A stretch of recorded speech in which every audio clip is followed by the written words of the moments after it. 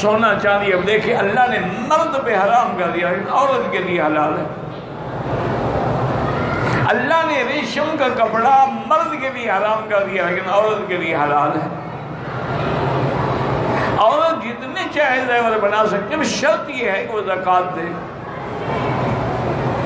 اور امام احمد بن حنبل رحمۃ اللہ علیہ فرماتی ہیں کہ جو عورت زیور پہنتی ہے اس پہ زکوٰۃ نہیں ہے، جو رکھے ہوئے ہیں یا بیچنے کے لیے ہیں یا دکھ سکھ میں کام، ان پر زکوٰۃ۔ امام صاحب فرماتے ہیں کہ نہیں، چاہے پہنتی ہے، روز پہنے یا شادی پہ پہنے، اس کی زکوٰۃ دینی،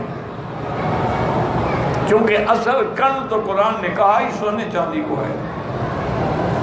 اس لیے ان چیزوں پر اگر ہم عمل کریں، اس دنیا کی سب سے بڑی نعمت کیا ہے؟ المرأۃ الصالحہ، کہ صالحہ بیوی۔